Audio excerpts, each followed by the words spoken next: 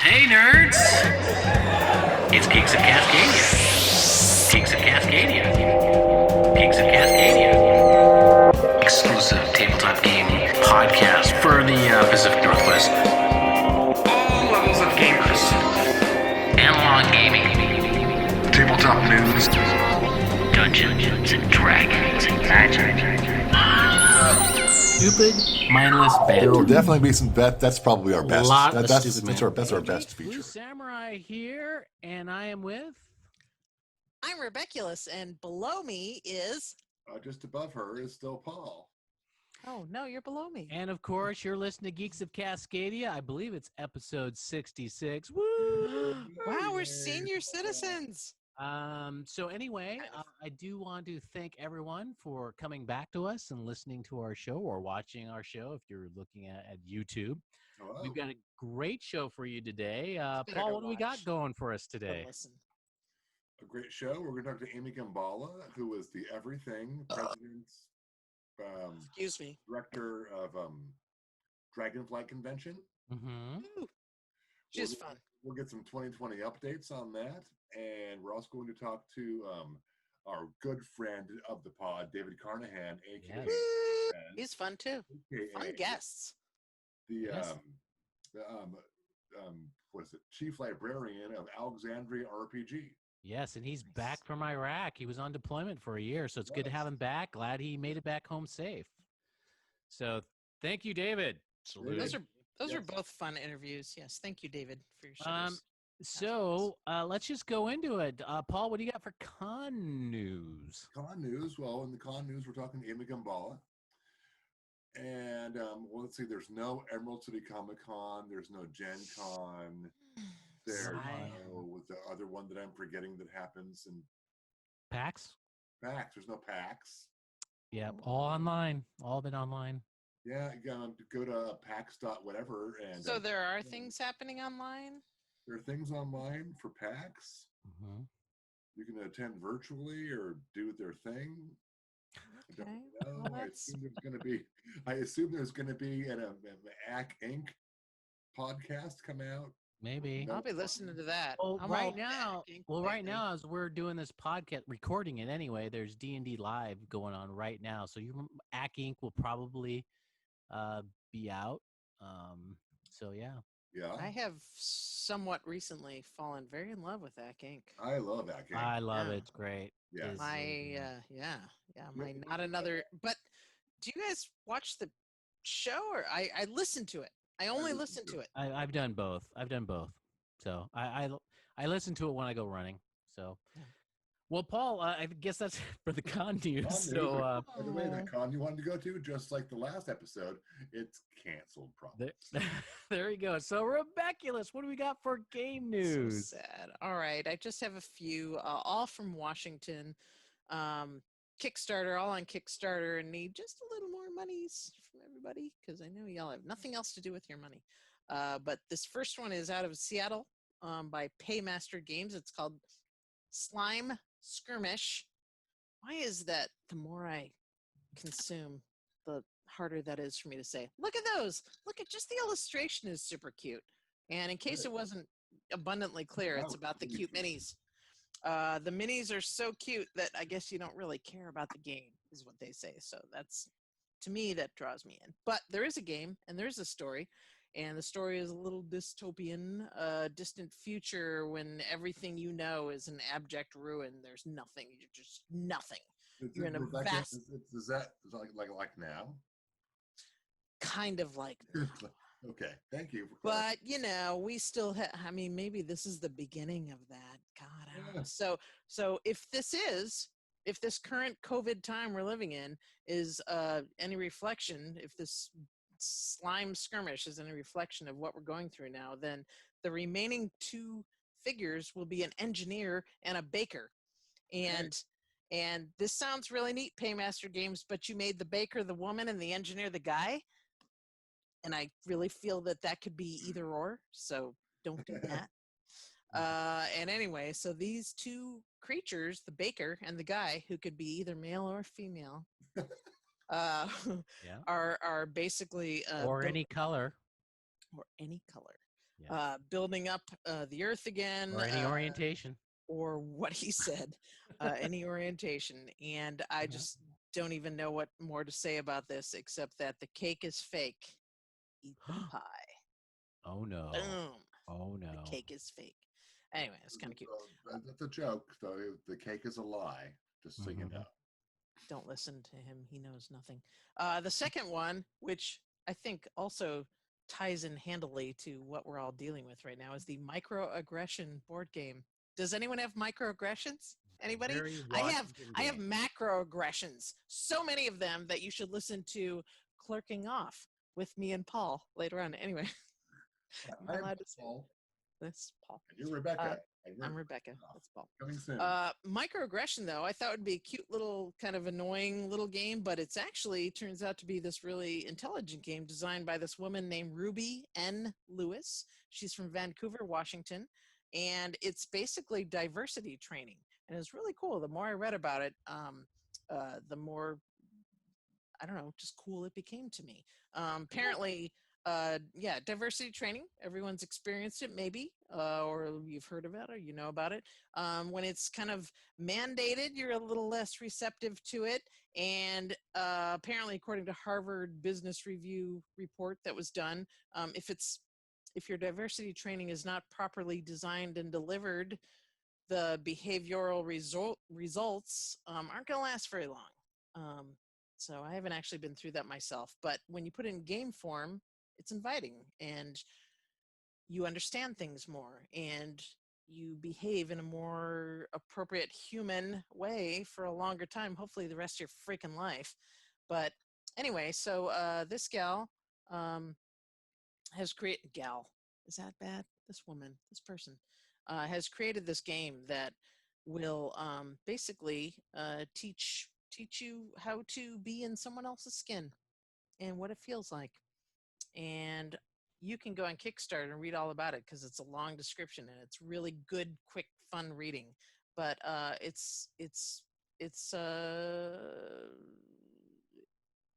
doesn't say how you win. Maybe you do. Maybe you win just by being a good person. Right? Maybe everybody wins. Yes, maybe everybody wins. Yes. It does say, risks and challenges. The challenges of her project are that the board game costs a lot to manufacture. So please just give him a little bit. Give him $5-10. Come on. What are you using it for? Food? Give him $5-10.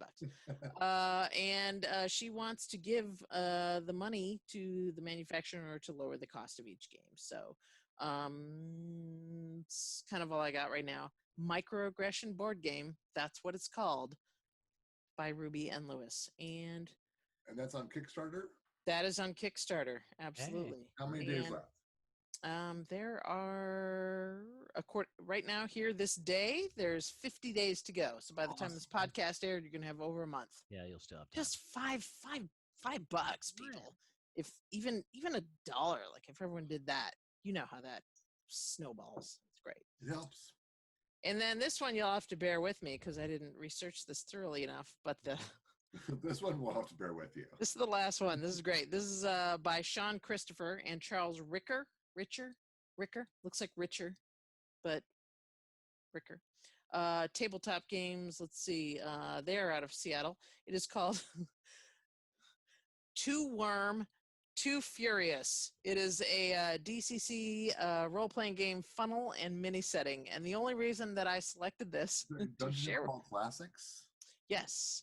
Wow. It is a Dungeon Crawl Classics game, and you are chasing a mutating god grub. It is a mutating god. Yes. It is a grub. Yes. I don't know what else to say about this. It has you got about 2 weeks to go, and they're way over there. You're good. You can donate. They're good. They're absolutely good. Too Worm, Too Furious. Is that a Fast and Furious that like they're doing that, right? That's okay. We'll play on words. Yeah, maybe. Born in the far lands, she knew only a life of torment and subsistence. Like my own. Every challenge meaning death or something worse. It is there that she found the scriptures of the worm. Is it TOO worm? No, it's the number. The number 2. The number T. 2 Sorry. worm. 2 furious numbers. Polly's going to put it up in just a second. Everyone is loving me, watching me to do this Kickstarter thing. Yes. So it is there that she, whoever the she is, let's say she's Rebeculous, found the Scriptures of the Worm, which is in all bold caps. The promising power of eternal and the bond of the grub. The bond of the grub. I want the bond of the grub. She followed them to what we now call her throne. This stronghold is the only thing between humanity and the scourge of the Doombringer moth. Polly, got it up yet? I don't like moths. What about the Doombringer moth? That's still a moth? Okay. Anyway, the illustrations are awesome, and if Polly ever gets them up, then you'll see it. It's a game. It's an RPG game. Chasing a worm god. Who doesn't love that? When I was a kid, and I know this isn't part of the gaming thing podcast here, I used to put my worms. We had a long driveway growing up in Minnesota. It was a long driveway and slightly downhill. Bitch to shovel. But in the summertime, I would put my worms in my Hot Wheels cars with the little doors that opened, and I'd put them in there, and I'd sail them down the end of the driveway. And they loved it. God. It was great. That's the end of my tabletop game review. Okay. No, Well, thank you. That project. We do also have some new game news that I'd like to bring about. Didn't I just do that? We got another one. Okay. From Wizards of the Coast, new campaign sending an adventure campaign coming out in September for Dungeons and Dragons. Icewind Dale, Rime of the Frost Maiden. Feel the cold touch of death in this adventure for the world's greatest role-playing game. It comes out September 15th on D&D Beyond, and also you can order it at your local game store. Please do that because they need a lot of help, and you can get the alt cover there. So Icewind Dale, Rime of the Frostbane equips Dungeon Masters with everything you need to run this adventure for character levels 1 to 12. It takes place in the Forgotten Realms. And by rhyme, they mean it's like a vanilla ice rhyming. Yeah. What about the Stranger Things D&D? Huh? That's Polly's gonna love that. Isn't that already out? Yeah. No, not quite. Oh, okay. But it's gonna be. I know. What have we been doing, by the way, lately? We've been playing Us? We? Yeah. Well, we did a Rick and Morty thing that I'm not sure how it ended because We did a sort of left. A Foundry VTT Forge VTT tabletop thing of Yes. Rick and Morty. Yes. And that worked out okay for some people. Which prompted me to start watching Rick and Morty, which we have, which I was immediately entertained by. Yeah, I never watched Rick and Morty. I watched it now. It's pretty good. I think we got, because of what we've been doing, we got some good future content coming up on this show. We'll do a little dive into Rick and Morty, and I think we'll talk a little bit about virtual tabletop gaming that we've been all forced to do, including you listeners out there or those watching on YouTube. We have no choice. We got to do virtual tabletop gaming, and so we'll share a little bit of our experience. I would like to say that I don't care for is it Rick, the grandfather, the scientist? I don't like all the slime under his chin. I know he drinks a lot. I drink a lot. I don't always have a dribbly like slimy shit under my chin. Like I don't like that slime soul patch. That's not good. I don't know. That's my opinion. I have to be Rick. Well, you are Rick because you're the DM. Yeah, you do. Yes. So we'll do a game review of that. That we're looking forward to that. With spoilers. And also, I think we got a good deal with Alexandria RPG, where we'll do maybe Alexandria RPG. The Library of Alexandria. We'll do is the RPG. We'll do RPG game reviews. So we'll try to get that going and maybe unboxings and stuff like that. I like that guy. That was a fun interview. Yeah, he's that was awesome. a good one. So is this the intro? I'm sorry, I'm lost now. Oh, yes, this is the intro. Okay. catch up. Still Oh Paul. my gosh, you guys, He's that's the problem. still You know what? Paul. You have to have at least one sober person who's doing this show. You do, and you are a designated I am. Yes. podcaster. Should we throw to Amy Gembala, the president? That's what I was She about was to awesome. do. So Sorry. let's oh Paul. Anyway, so let's go find out what's happening with Dragonflight. Not good news, but news nevertheless. It's what it is. And it is being told right here Now. on our podcast. So let's we go. go to that right about Now. Hey geeks, guess what? Our very special guest, our guest who was our first special guest when we first did this podcasting, we have Amy Gembala with Dragonflight. So good to see you, Amy. Hi, guys. Hi. Hi. So, you know, all the cons have been shutting down, but your con is actually starting up, and it's about a little over a month away. Tell us about it. I actually have news about that. Oh, dear. Uh-oh. Oh, no. Yeah. Don't say it. Yeah. Sorry. We a month and a half or whatever ago when we talked to the hotel, our original plan was to cancel this year. And they said, no, please don't cancel. And we were like, because, you know, we're a nonprofit and we don't exactly have a gazillion dollars in the bank in order to be able to pay penalties and whatnot. So we were like, okay, fine. All right.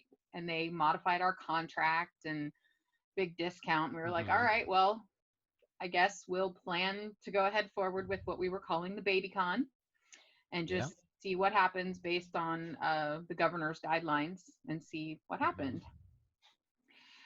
And this past week, during a Facebook interaction, I discovered that RustyCon, which is being held at the same hotel, was allowed to cancel their September con without penalty. Oh. Yeah. Oh. So, I went back to the hotel and I said, hey, so it's come to my attention that RustyCon was able to cancel with you guys for this year. What's up? Why won't you let us do that? Because, I mean, Dragonflight's been with the Hilton for, I don't know, 12, 15 years. Yeah.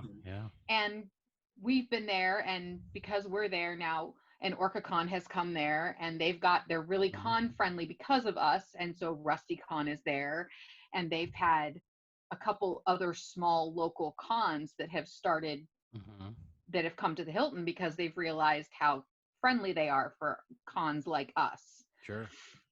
And I was like, so what's up, guys? What's the deal? Is there a reason that you chose to punish us?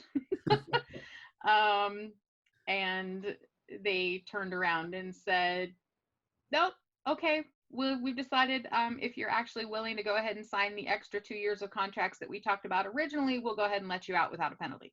Oh. So that just happened yesterday.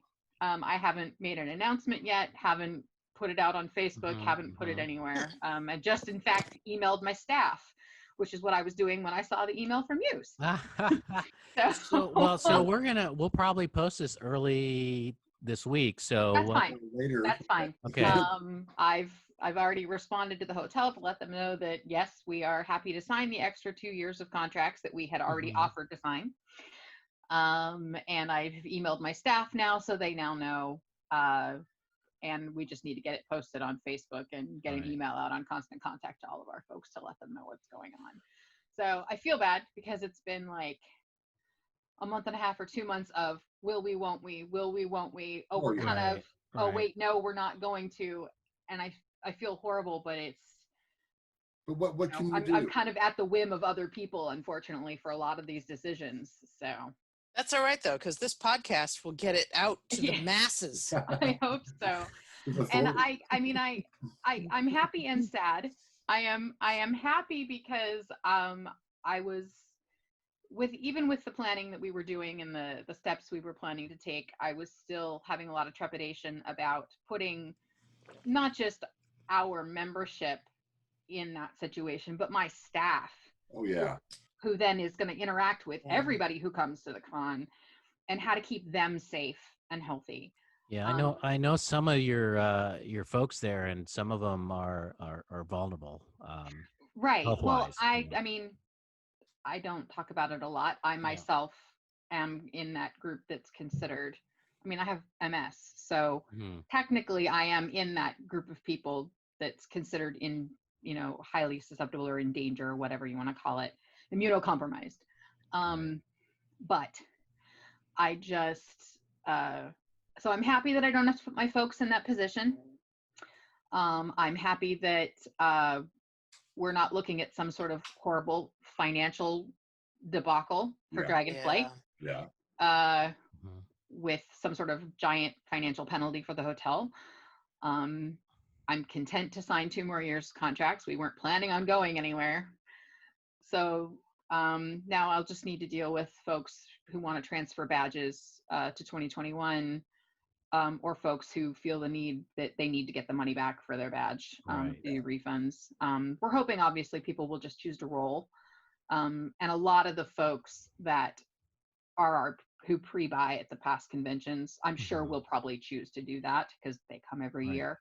Well, but there may be some people who need to choose the other option, which is fine. Since you just made this announcement right now, let me be the first to say, I want to be the first person to roll mine for the next year. I would have figured as much, but I will make a note. So I have a question, since I mean, obviously everyone's going to be masked and maybe gloves. I don't know what the requirements are. Masks for sure. I don't know that people are emphasizing gloves anymore. I'm not sure. If we were going to do this year, you mean? Yeah. We had. Go ahead. Is there going to be so is there going to be like online things like this? Like Zoom I don't know. That is something that I've had a couple people ask if we could do some sort of online con.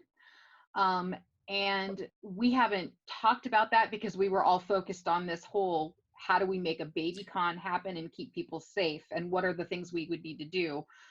And I don't know if any of you guys saw the announcement, but we had a whole laundry list: temperature checks, masks, plexi shields at registration, cleansing all the tables in plastic, and then built-in time between games to clean tables. And I mean, the whole grandma with all her shit right? covered in plastic. Wow, she was ahead of her time. Yeah. You know, Amy, what was funny is before you came in, we were doing our intro outro, and part of our intro is the con news, and we were just running down all this stuff, and now I guess we're gonna have to do over the intro now. Sorry.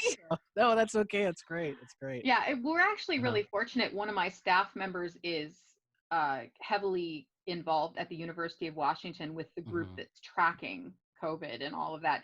So we've kind of got an inside track when it comes to feedback on what are the things we need to be doing, or we would have needed to do if we were going to do this. So, I mean, we were fortunate in that respect, but I'm just as happy to not have to try and figure this out and how to keep people safe, especially with, I mean, now that PAX has chosen to go online and Emerald City's said no, it's just better. But back to the online thing, we've been focusing so much on the BabyCon and trying to figure out how to make that work that we haven't really had an option to talk about online stuff. But that is something that now that we're in this situation, we have a con meeting next weekend, so I will probably talk to my folks about, you know, can we do something like that? And I mean, I think we're on Discord now, and we've got, you know, between Zoom and everything else, I think we have those abilities. So potentially, yes. It's just a matter of figuring out how to transition that and what works best. I know Mark Walters participated in Tabletop.events did their Con of Champions to fundraise, and they did a whole online con. And Mark ran 3 or 4 different games and played in a bunch more. So he, out of all of us, I think right now, probably has the most experience in doing online gaming. So I'll probably pick his brain a little bit and see, does he feel like that's an option for us. Well, it's the safe choice. I mean, I think Yeah. OrcaCon, even though ours is in January, we're thinking about like maybe canceling because it's not worth it. I mean, Yeah. you have a convention. It's about bringing people together and having fun. But if one person loses their life over it, it's just Right. not worth it at all. And I mean, the farther we get into this, and now, and my kids, Mhm. my youngest has been out of school since, the middle of March. Right. And now the school district is talking about what are our options for going back in the fall. Are we going back in the fall? What's that going to look like? And with everything, it's like, how do you, at what point do you go, well, okay, it's worth risking again? Yeah. Right. So I think it's just going to kind of be this, it's going to have to be a day-to-day, a week-to-week kind of a thing for all of us in the con world, and figuring out what's the best way to handle everything and to keep our folks safe and Gosh, the first thing. thing my mind went to when you said the going back to school thing, because I came from public school for the smaller class sizes. Yay! What they're talking about actually is splitting the entire student into two. So the kids go 2 days a week. And then the 3 days that they're not in the classroom, it's online learning. So that will in effect half the class size of. I kind of feel like normal. if you cut off all the bull poop that they don't need, then that's absolutely fine. Yeah. Unfortunately for me, my daughter is she's on the autism spectrum, so she's a special ed kid. Oh. So it's more difficult for us. We're kind of in that. I'm like, really, 5 days a week would be great, but we'll manage one way or the other. I hear you, Amy. I don't know if you know this about me or we talked about it, but my middle child is a child with special needs, and so he really needs that transition year, and so we can't do it online. Doesn't work. And it's a consistency thing too, and she's not getting speech therapy, she's not getting all of that other one-to-one para work that she normally gets, and I was just not cut out to homeschool at all. But I'm just not. So yeah, back to school would be good. Back to the con regular scheduled program would be awesome, but we're just gonna have to play it by ear. Well, so now that I guess it's official now. Dragonflight this year will be canceled, unfortunately. Is there an official position you guys can take with the members rolling over their stuff, or is it something you got to wait a little bit, talk to the board? Oh, no. The official position is, we would love it if you would roll your membership to 2021. Okay. However, we do understand that there are people who probably can't, or they need that $50. We totally get it, and all you need to do is email us at registration@dragonflight.org. I imagine most of your membership right now is probably the early ones, right? The ones that did it. We had about 80 pre-reg at the last con, and we're at about, I want to say we're at about 250 total right now. So there's a chunk who have purchased badges in the interim. Right. But I'm content to do whatever folks would prefer. But I've had, truthfully, the majority of the people who've contacted me already have opted to roll their badge. I have had a couple people opt just to donate the cost of their badge, and I've actually had a couple other people ask, how can I donate to Dragonflight to keep you guys afloat and going? Well, why don't we talk about that? Nice. Yeah, how do we do that? Yeah, let's do listeners that. out there I'm gonna have to set up Absolutely. I'm gonna have to talk to my web guy, and we'll set up a fundraiser type portal on the website, on the main dragonflight.org website. But we haven't done that yet. We're also talking about potentially doing, so we're gonna put a Teespring portal on our website for con-related merchandise that you can get all year long. Cool. That I don't have to fulfill myself from the storage unit. But we're talking about potentially doing like a 2-week online special, like to get the merch that you can get that's con only. Like in August for like 2 weeks, you can order it. We'll mail it to you. Right. For an extra kind of little kicker fundraiser So you type of a thing. didn't find yourself at a loss by already ordering or printing a bunch of T-shirts already, right? We had done nothing this year. We had already discussed with our artist that we were not going to do year-specific art this year because that's a large expense for us, when you pre-print all the T-shirts and then paying the artist. So we had already made those decisions to basically not buy anything we didn't absolutely need. That was really smart. If you hadn't made that decision, it almost would be like a Dewey defeats Truman thing where people could have these rare shirts, these rare Dragonflight, souvenirs. Right, because I would have bought one of those and then eBayed it for like $200. Yeah, Sorry. Dragonflight 20. Darn, opportunity missed. Right. Yeah, because from the very beginning, from way back in, April, we were like, oh gosh, and I've been riding the line. We've been talking about other merchandise options, and I'm like, we're gonna put the brakes on everything. We're not gonna spend any money we don't need to. That was smart. Right now, because we don't know where we're gonna be, or are we gonna have a con where we make any money? Because of Dragonflight, we are arm that is Metro Seattle Gamers, the club. Mm-hmm. We have to balance the fact that we have to pay rent every month on the club space, and if we're not making any money as a convention, oh wow, yeah. So it's the membership for the club pays for the majority of the expenses of the club, but there is a small amount that Dragonflight as a corporation floats them on a month-to-month basis, and that money comes from the convention proceeds. I have a dumb question. No. So this rolling over of your, ticket or your membership or the badge, thank you.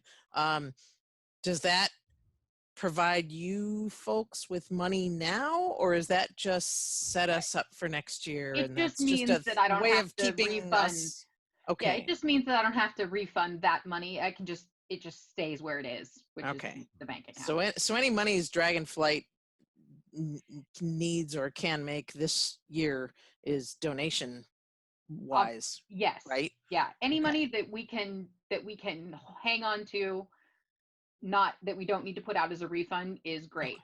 But we're not going to refuse to refund somebody if they want a refund. That's well, I hope you guys survive this. Sounds like hopefully you will. I know I was talking to Paul and Rebecca beforehand. It's like I haven't missed a Dragonflight in over a decade, well over a decade. I've been to every single one. I was talking because of my duties in the military. There was a good chance I was going to miss it for the first time, and so now at least my record will be still be good. Yes, that's what it's about. So that's the positive, right, I guess. Blue Samurai's attendance record. Right. There you go. Safe. Woo! So will there be an opportunity maybe just to help keep you afloat? Maybe people can obviously, we talked about the donations, but maybe people can register for the 2021 convention way earlier than before. Now that we know what we're doing, I am in the process of putting 2021 together on tabletop. So, and hopefully they'll survive past the end of the year. I don't know what I'm going to do if they don't. And I'm going to have to change systems completely, and then I'm not going to be happy. So, how big is your staff? Just random.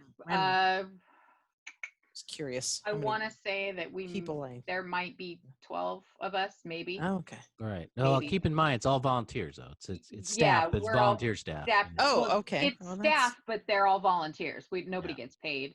Oh, okay. Well, that's awesome. All right. Yeah. So it's all people who come and help out of the goodness of their heart. Cool. But there's probably 10 or 12 of us who are regularly active, but some of us do multiple jobs. Like I lost my marketing guy this year, unfortunately. His wife got her residency. She's a doctor in training, so and it's not here. So is that more important than Dragonflight? I know, right? Come on, priorities. So lost him, but so I guess in a happy sense, I've got time now to work on replacing him and beefing up our staff a little bit, which is good. So man, Dragonflight next year is gonna be just over the top, man. Wow, Yeah, there's gonna be so many people just eager to I get in. know. I know, and it was hard because it's like we had, and it was really frustrating. I had people who were super excited. Yay, Dragonflight! We have something to look forward to, even if it's a tiny con, but it's going to be awesome because we get to game. And then I had people who were just like, I can't believe you're still going to try to have a con. You're so irresponsible. And I'm like, and I had people accuse me of trying to skirt the governor's requirements and the restrictions. haters. Yes. And I'm like, dude, I'm trying to survive here. I'm not trying to do anything illegal, or I'm not trying to hurt anybody. I'm trying to just keep our convention alive. It's just like, you just got to ignore that shit. There's I always know. people who are just waiting to just say negative things. I know. It's just been super frustrating though. So and I feel really bad for the folks that were excited and and we've had games submitted to the system, and now I have to go, I'm really sorry, but we're not. We'll all come back to you. Yes, I'll be there. I'm glad. So Amy, we're kind of run low on time, but sorry. Can you? No, this is good. I do want to get this question. Is like, so you probably had some new maybe ideas and things that you were going to have in this baby con. Obviously, that's not happening. Is there something that maybe you can tell us that people could expect in the 2021 con that they weren't going to expect? The one major change that we were looking at making before we moved to a baby con, because the baby con was very stripped down. We stripped everything out of the baby con, like the auction, the game, like everything out that could possibly be an extra germ vector. So for 2021, we will be bringing back those popular things: auction, boffer attorney, all that kind of fun stuff. Nice. But we are looking at potentially expanding the space in the hotel out into the covered garage area for more open gaming space. Cool. Interesting. Very potentially also moving the game library out of the ballroom and into that open gaming space, so there's more space for folks to spread out. Lots and lots of dedicated open game tables. Nice. Okay. But then the whole place would be carpeted and right. Nice. How would that impact parking? It'll impact it slightly, but we already have overflow parking next door at the Red Lion. Okay. Right. I know Hobbs always likes to park in covered parking. He's very privileged. Well, there's very little covered parking anyways, and Mr. Hobbs will probably just have to suck it up. Maybe. Wow. Well, maybe we'll have a special tent set aside one space for his limo. Could you? Okay. I'd appreciate it. Reserved for Geeks of Cascadia. You'll have to get rid of all those rent-a-cars that are. If I could figure out how to get them to get rid of those rent-a-cars, I would do it. And it's not even the rent-a-cars; it's a car dealership that parks their cars. Right. Oh, jeez. And I'm like, why? You have a bunch of people here at the hotel. Yeah. Why are you giving away your parking? I was confused about that, but good old Red Lion. I mean, they just saved me. Well, and I'm right there. So. Well, that's a lot of open space there if you use that parking garage. And luckily it's in August, so it won't be cold. Unfortunately, with OrcaCon being in January, there's no way we can't really do that. I know. We've kind of maxed out the interior space, and with the large D&D component and then Pathfinder, that Skyview's gone. Yeah. And so it's trying to figure out a way to serve all of the groups we want to serve while still giving enough room to people. And it seems as we discussed it, a number of options about who to put out there, and it seemed like designating that area as completely open gaming, and then library space seemed to be the best way to handle it. Nice. Where also then I don't have a group of gamers who are like, how come I have to go to the garage? That's mean. I'm like, okay, fine. No, the garage is going to be the cool place to go. Well, that's that's the big thing. There you go. But nobody wants to be out in the way. Are you taking pictures of your screen? I'll go to the garage. My wife painted that mimic behind me, and I want to take a picture. Oh, well, she did. Wow. So I have two things. First of all, I love your glass frames. Your glass. And the second thing is I'm very sorry that there's no Dragonflight, but the term BabyCon was disturbing to me, so I'm kind of glad that that's just off the table altogether. Mini-con? Mini-con would be a little better. Okay. Baby-con Sorry. conjures up things that I don't want to share with any of you. It's not good. Sorry. But all right. Anyway, yeah, Sorry. so that's it. Those are the things I had to say. Well, before we wrap up, just making sure, Paul or Rebecca, you have any more questions? I think we're all caught up until maybe. What kind of Legos you got behind you? Are those like antique Legos, or are those like No, recently acquired Legos? Or Here, this is actually, so I'm a huge Lego freak. I got Legos from like the I'm 70s, a huge lady. Lego freak. Okay. So there's a website called Rebrickable, and folks who create their own designs sell their plans, and then you can go to other websites to buy bricks. So the one that's back here, I don't know if you can see it very well up here.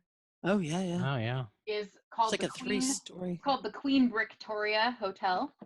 Nice. Okay. And it was created by a guy on the website.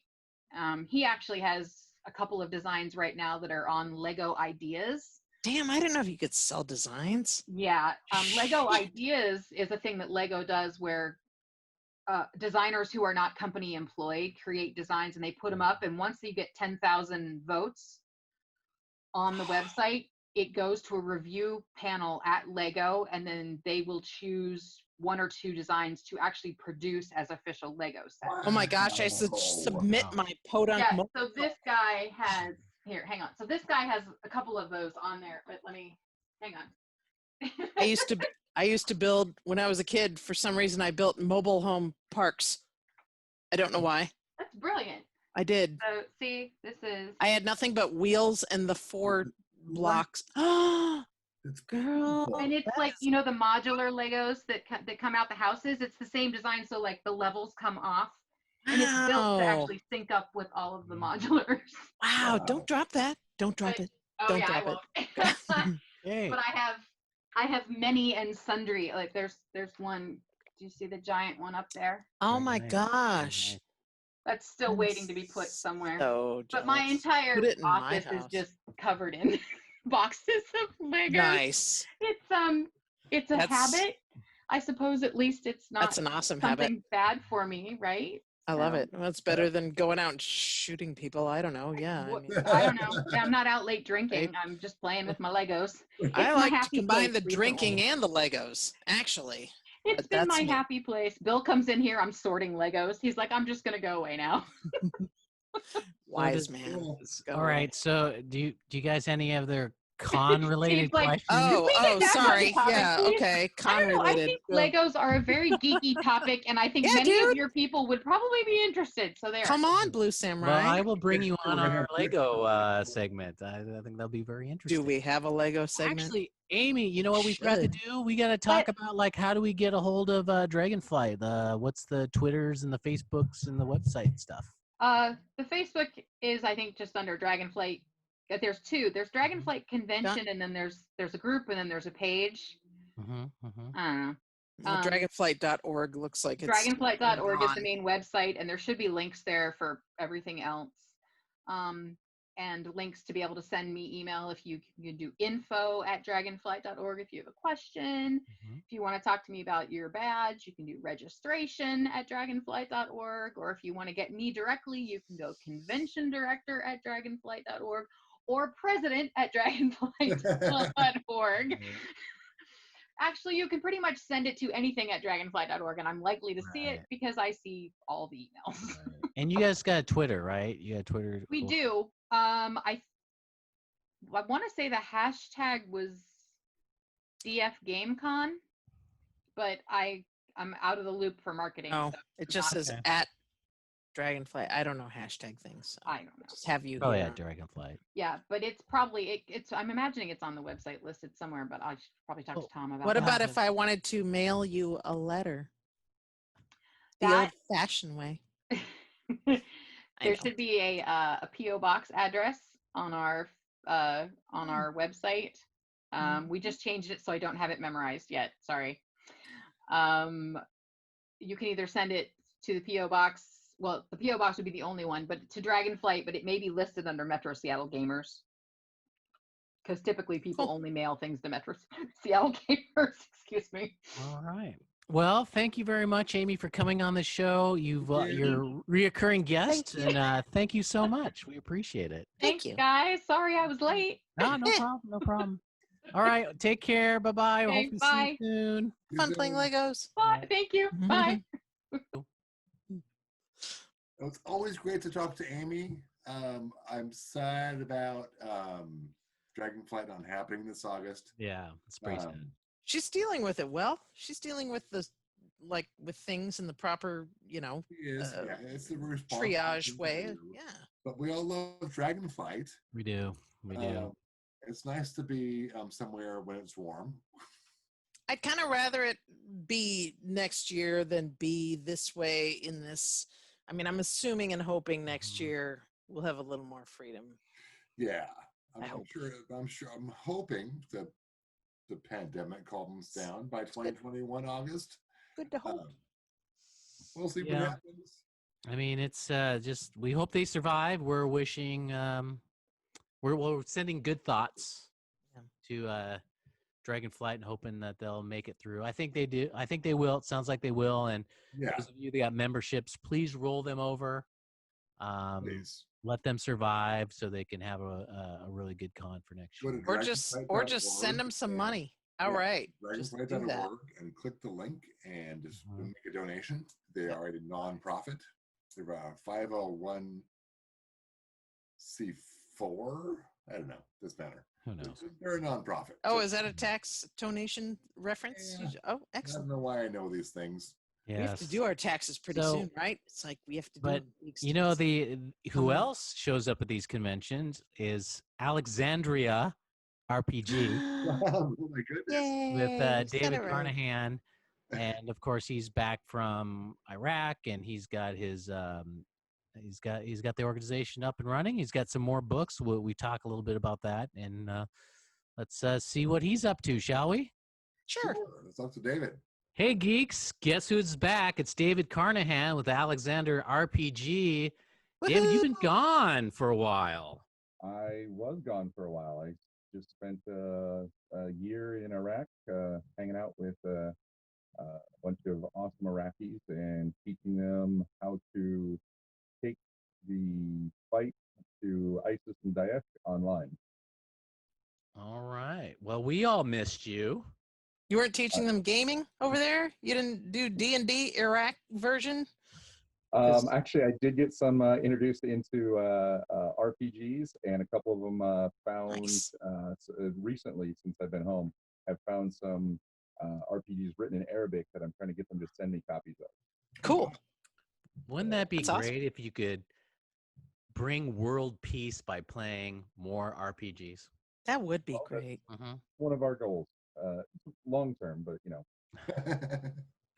Right. And you, but by the way, welcome back, of course, and thank you for your service. And so now that you're back, tell us what is going on with Alexandria RPG.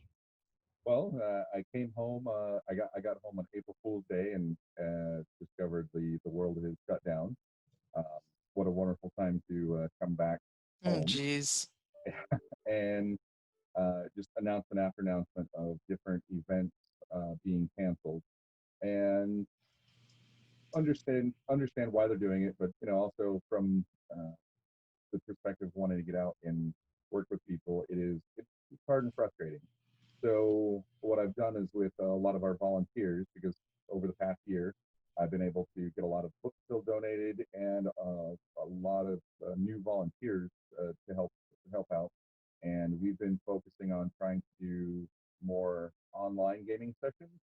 And in fact, directly after we're done with this interview here, I'm going to go jump into a game that I'm running with a group of veterans, and they're always excited every weekend when you can game together and just have some time blowing off a little steam in the Star Wars universe. But we want to focus on figuring out how to make it a better tool for us to reach out to more people, whether they be teens or veterans or anybody that just wants to game and get a little time away from the insanity that is our current world. Yes. Well, I'm a veteran. I never got invited to anything. Anyway, Okay. Alexi, Steve. so Well, we'll start that- another one soon, and we'll do it again. so but Alexandria RPG, while you were gone, it was still functioning. I believe I saw it at Dragonflight, maybe. Absolutely was. Had some amazing volunteers step up. My wife and a good friend of ours, Eric. The two of them organized so much to get us to all the events that we normally go to, and those two, they both asked me, they're like, "How have you made this work over the years?" Mhm. Pure force of will, but between the two of them, they helped grow the library and make us a little more stable, and I cannot thank those two enough. Awesome. So how's it looking for maybe you guys popping up another con? A lot of these cons been canceled. I know when's you're the still next listed one? as Gen Con and Dragonflight. What if maybe not Gen Con? Maybe that's pretty soon, Just, but Dragonflight, maybe. announced that they're counseling. I believe they did. You're fading. Can't hear you. Yeah. Can you hear me now? No, worse. No, Oh wow. we can hear you, but Yeah. So that's crystal clear. way better, way Delightful. better. Hey, shift the phone on, and get a different signal. that's So yeah, many of the events are canceled. Dragonflight has announced they're going down to a much smaller event this year. It's only going to be like 500 people max. So wow. we're trying to coordinate with them to get like an info booth versus bringing out the library because Dragonflight's been really good to us. We still want to go and support them in any way that we can. Yeah, they didn't. They're not bringing out any library actually. No. No. Lending No, library no, thing. I no guess lending because libraries at all. the spread of disease, unfortunately. I guess. So right now, in your immediate future, we won't be seeing RPG. We'll see you. We'll see your happy face, but we actually won't see the library. So you maybe hoping maybe next year. Then is that what you're shooting for? Absolutely, and we're still taking donations. In fact, I got a box of donations here that just came in. Hey, and wait, I've got wait, another- what? Wow, wait, what's that wait, one in turn your front? camera. Yeah, Yeah, what what's is that one in that? front? What That's is kinda that? cool This looking. is actually, I've never seen Hi. this before. Corn dog. Tinkerstam. Yeah. That's awesome. I've never seen this before, and I saw it online. I reached out to the person and said, hey, they had this out for sale for like $5 online, and I was like, do you have any other RPGs? And they said, sure. So I sent them $5, and they sent me a whole box of books. Nice. Oh, wow. Nice. Okay, so we have to ask the regular question. How many are you up to now? We are at over 5,000 books and around 400, 350, 400 unique systems. Wow. It's continually growing. I'm still at the, I know about 80, maybe 90 of the systems well enough to run them, and there's a couple that I can run basically from memory, like Star Wars D6 and Deadlands. And what's your oldest one? Is it Chainmail? We do not have chainmail. We need to get a copy of the original D&D and chainmail. Good luck trying to find that. We run across them from time to time, but people usually want cash for them. They're not willing to donate them, and we have to make the decisions on where we spend our cash smartly. Right. So $5 on an RPG is acceptable. The $400 or $500 on an RPG, even though it's the original, is a lot harder for us to make the. Wow, is that what they're asking for? Is for chainmail? Usually, chainmail's not in what's being offered. The problem with chainmail is because it's miniatures rules as well. So you have all the old school miniature gamers that are holding on to those. So basically, chainmail is harder to get a hold of than the original D&D because you have two groups of people going for those rules. Right. And for those, for those of you that don't know this, and Paul and Rebecca, I don't know if you know this, but chainmail is like the kind of the original version of D&D. It's like the first generation of D&D before they kind of. I had no idea. made Before it they called D&D. it D&D? Yeah. Yeah, so it grew out of tabletop miniatures. People that did wargaming, and chainmail took it from army-based down to kind of squad-based. And then when the D&D rules came out, the chainmail rules are what they used for combat. Okay.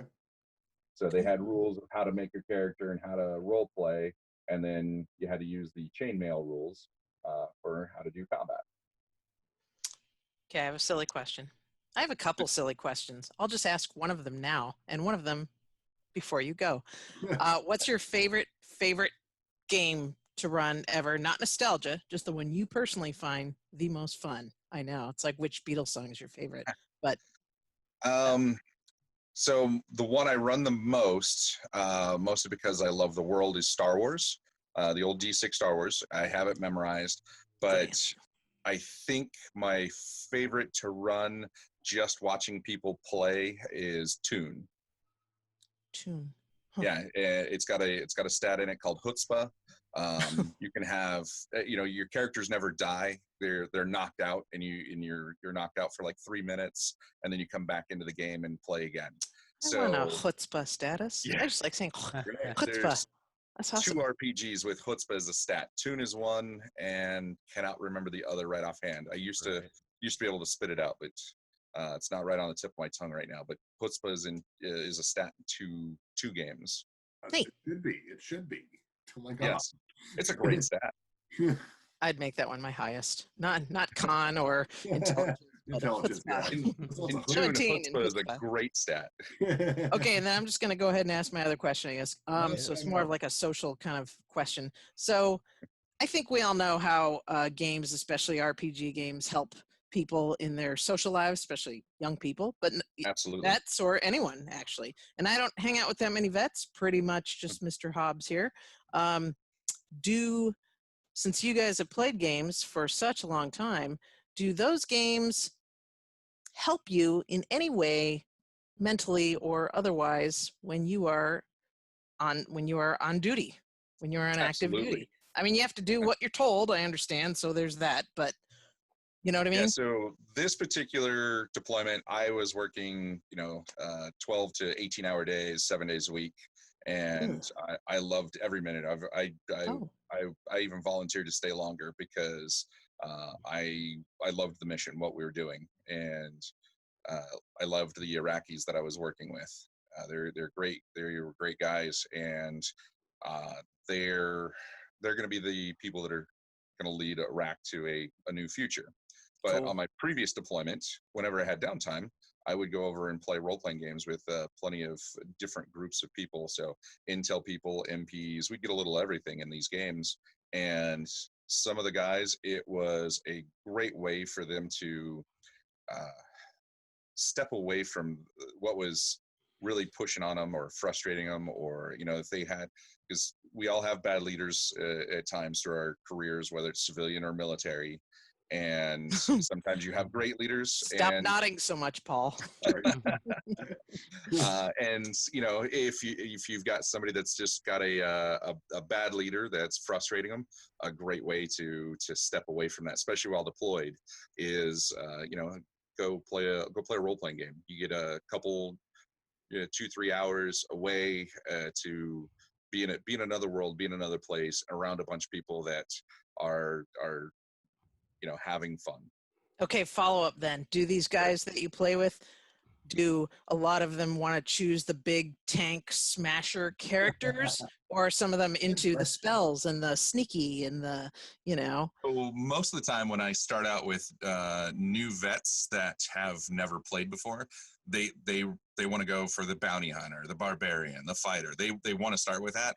And then second game that we play, hey, we're going to start new characters. And sometimes they're like, oh man, I really just got into this character. And then all of a sudden they're like, oh, I want to play the rogue now. Oh, hey, can I play the healer? They want to go a different route, because I found working with people is let them play whatever they want the first time, and then you can let them see how the system works. Because usually the brawler is the easiest thing for anybody really, to. That's what wrap I their did brain when I around. first, and then I got quickly jealous of all the spells that others were doing, and yeah, You're like, that makes sense. well, I'm waiting on all these guys Yeah. to do the cool stuff, Yes. so I can swing my axe. Yes, I smashed. I smashed hard, but Right. then yeah, exactly. So That's cool. So what's the future of Alexandria RPG? What do you see going on? You talked a little bit about online, but what does that mean for RPG historical Well, it organization? is. I mean, the historical collection and preserving of the books is only part of what we do. Is because we want to get people to understand how they can use role-playing games to work with people in need, whether they be at-risk teens, veterans with PTSD, people that don't realize they have PTSD. We still want to figure out how to get into prisons and help out with games there, but doing online gaming helps us get to all of that. And we've had Roll20 that has been a really amazing company that has given us 5 accounts so that we can go out and game with others. And it allows us to reach out, and we typically stay away from the more common games, even though we have a guy that is doing Starfinder under the library's banner. So we still do new stuff, but we try to do older systems. So how do you people to understand that?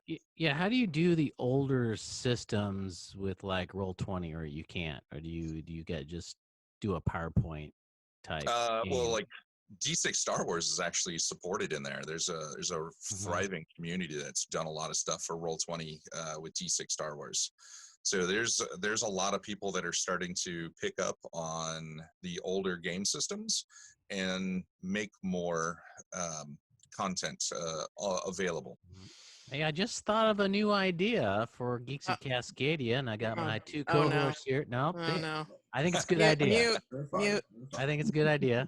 How about this? We team up with Alexandria RPG, and like we have a segment where you like do a review of an RPG system in the past, a little segment, and we throw it up on one of our episodes. Like we should have Absolutely. I've been working on writing the scripts for those because it's how do you review an RPG game? It's not a typical like board game or anything. Got a cat visiting me down here. Hey, mine too. Oh. You'll see him in 1 second. Hey, I see your cat, and I raise you a cat. This is my small cat. Oh, snap. Okay, you win. Oh, geez. Hi, buddy. What's his name? This is Guido. He's 16 and a half pounds of adorable. Wow. And his brother is named Nunzio, and he's 21 pounds of afraid of everything. I could tell you what my cat's name is. Might be a couple people out there that have read the Myth Adventures books and recognize Guido and Nunzio. Okay. Oh, it's not from Godfather, huh? Okay. No, they're from the Myth Adventures books. Oh, all right. Right. That's awesome. Well, Hey, and then this is kind of off topic, back to previous topic. You had said you were talking about like teenagers, and then you mostly mentioned soldiers, vets, rather, with PTSD and that kind of thing. Do you kind of focus on those people on that demographic, or do you, because like for example Game to Grow focuses on kids, and their learning issues or social anxiety issues, etc. So you kind of focus on older like adults, and is that because you are in service, or how did that focus happen? So with the veteran aspect, I noticed that when I'm prior active duty, I'm in the National Guard now. So when I was active, I got all kinds of people to play role-playing games that, never would have ever in their life. And we became better friends over it. I was crazy, and I was running 3 games a week of different systems at one point. I was doing Star Wars, Rifts, and D&D 3 3rd edition. And doing 4-hour sessions on three different nights a week. Wow, dude. And apparently I was so tired one time I ended up running a Rips game in my sleep. And, oh my. I was like, we never did that. They were like, yeah, we did. You gave us this, this, and this. I was like, Wow. well, that was what I planned to do. Wow. Boy, But you're devoted. yeah, I cut that back after a little while. I made somebody else take over the 3rd edition game, let me play instead of run it, because running 3 games a week is really rough on your brain. Can't imagine. But out of that, after I got out of active service, I was playing some RPGs with a couple veterans, and one of them, I knew he had some issues, but never knew how to bring it up to him. And then he is, after 3-4 months of playing, he comes up to me. He's like, hey, I'm a different person when I sit down at the table. How do I, what do I need to do to be that person again? And initially I didn't really understand what he was asking, but when he sat down and played, he was the guy he was before he had PTSD. Wow. So, wow. That's really cool. That's freaking touching, man. It's part of the reason why I like to do the gaming stuff. I've always loved role-playing games. I've seen people of entirely different political backgrounds that are willing to sit down and play, and they are really polite to each other because they don't want to ruin the gaming group. Because as adults, we know how hard it is to get a gaming group together. Yeah. I've told the story of 2 friends that are very different politically that played for a few weeks, and I saw them at a coffee shop, and I was like, oh, hey, how you guys doing? And I was like, you guys talking about the game? They're like, no, we're talking about politics. And I was like, oh, God. And then they explained, they're like, no, we started talking about it one night after gaming, and then we realized that we were being really polite to each other and actually heard each other instead of talking at each other. And I thought that was pretty awesome. Yeah. That's really cool. Wow. Cool. That's neat. Those are the kind of effects from this that I just love. I love to hear about that. Yeah, gaming, especially role-playing games, because like with board games, they're a blast, and you can play a board game and then put it on the shelf and never play it with the same group of people again. Yeah.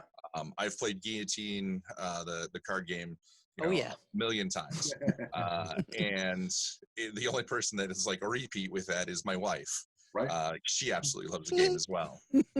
But we've played with so many people.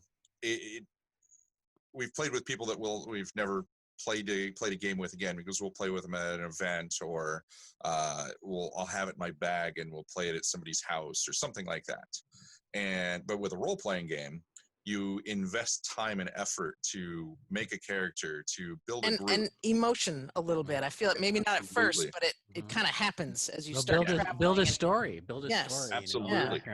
And pretty soon you get so in love with it, when it dies, when it gets like disintegrated by a beholder, for instance. Yes, that must have been you get really sad. difficult Well, somebody. they get sad. Actually, they get sad, and the others kind of laugh or about it. even when one's sharing a little bit of our own story. Even when one's companion animal gets killed. Absolutely. That's kind you get of attached hurtful. to all the things that you build up in an RPG, and you look at the people in that gaming group in a different way than you do just someone else that you might sit down and play a board game with, because you want to be friendly with them. You're like, how do I keep this person in my life so that we can keep playing this game? Yeah.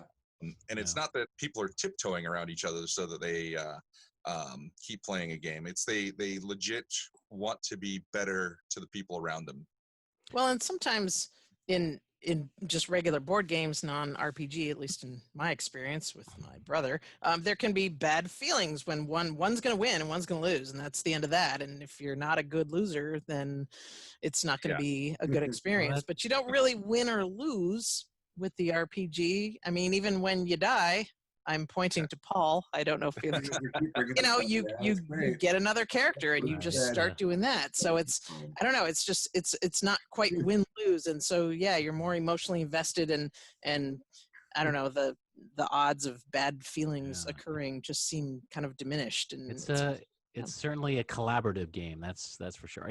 All the RPGs are pretty collaborative, and I'm glad that you've got the history of RPGs right there in your library. And just so, because we're running kind of low on time, why don't you tell us like how we get a hold of you? How do we give donations to you? What? On our website at alexandriarpg.com, there's a donate button. So it should link to our Patreon, our PayPal, and then there's a contact form on there, and that'll go straight to my email. If somebody wants to donate books, I encountered an error when I just hit the button now, just so you know. I will go check that out then. Okay. Uh-oh. I was trying to find out more about you to ask to, and then it just, it errored. What? So And perhaps that's- Facebook, Twitter, Instagram. You got any of those? We have an Instagram, we have a Facebook, and we have a Twitter. So Twitter is at Alexandria_RPG. You should be able to find us as Alexandria RPG on Facebook, and I think it's just Alexandria RPG on Instagram as well. And trying to get back to posting RPG of the day again, and the googly-eyed RPG of the day. Okay, and so if you want to make a donation, you got to. I guess once your website is out, there's some button. Yeah, if it's down, that's not a good thing. I don't know if it's down. It just, you'll figure it out. And do you have a YouTube channel as well?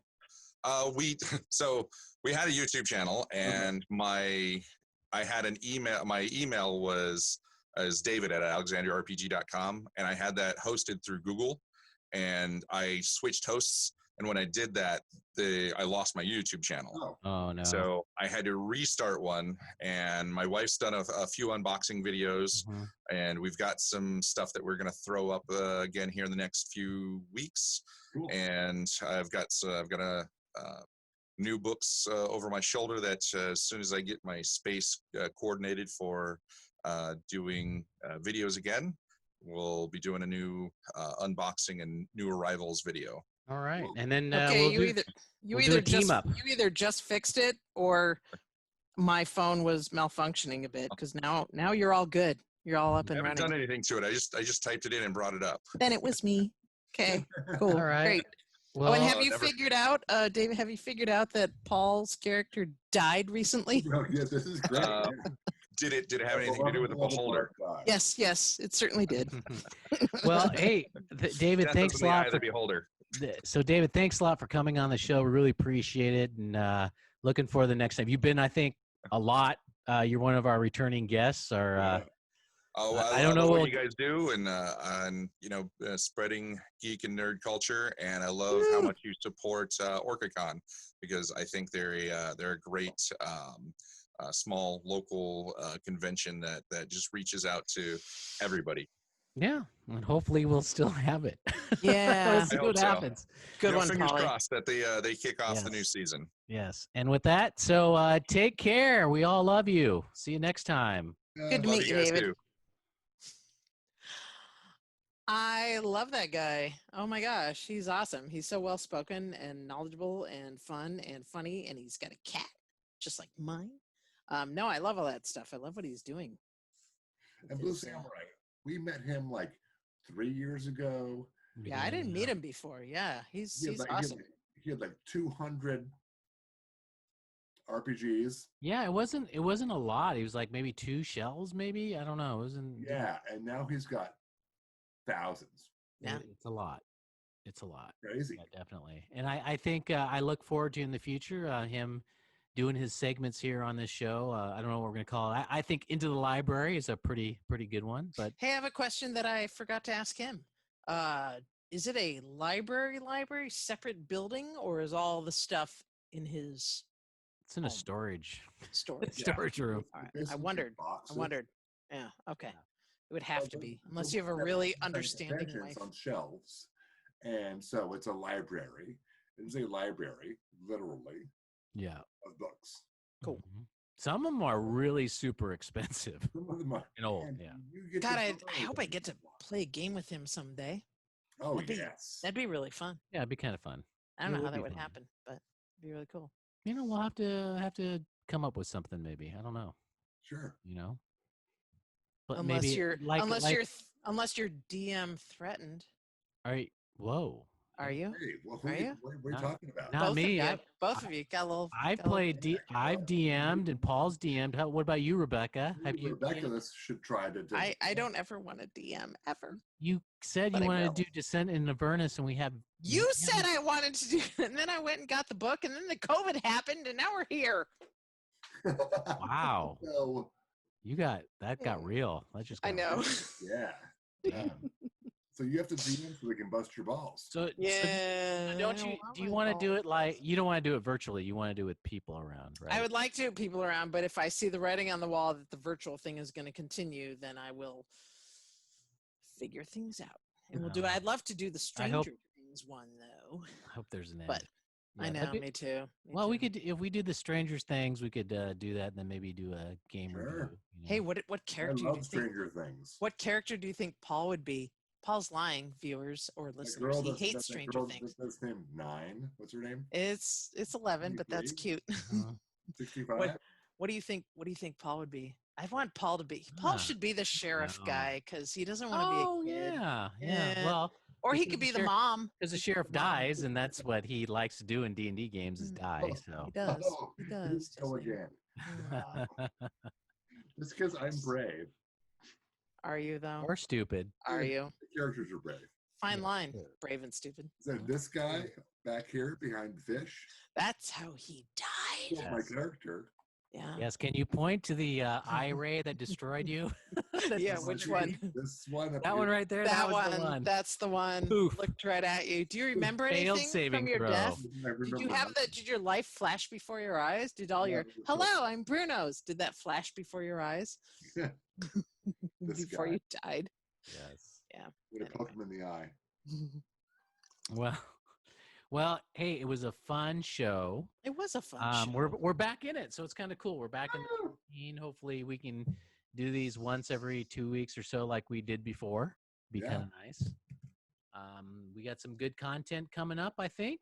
Probably some good interviews, and looking forward to this new format that we're doing. Though I must admit, I do miss our times at around the table having a beer. And I do. It's hard to buy you a beer from here.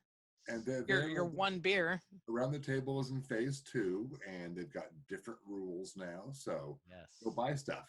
Okay. Hey, maybe we should interview like Tim.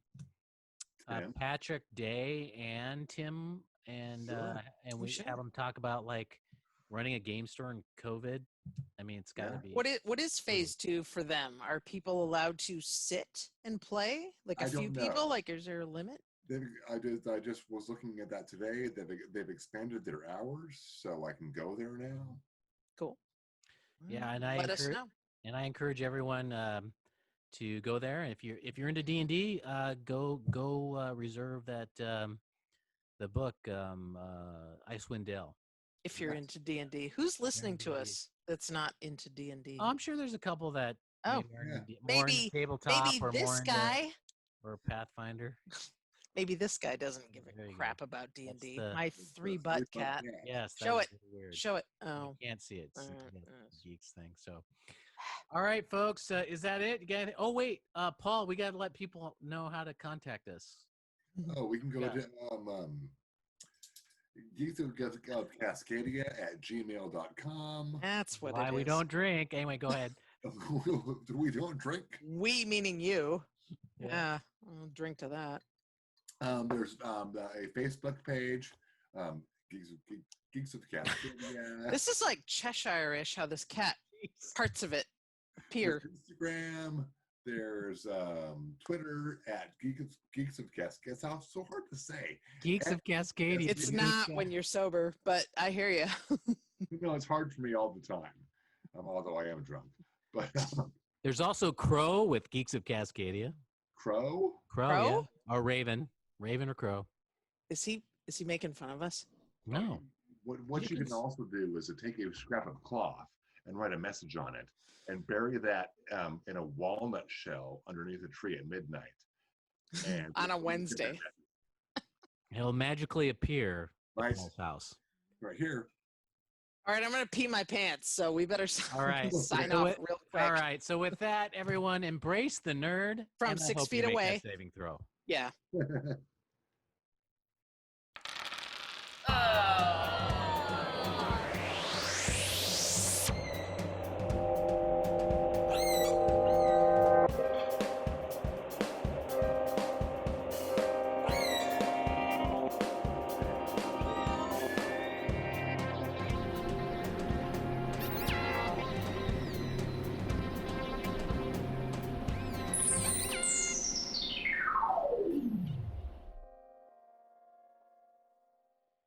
You can't say one.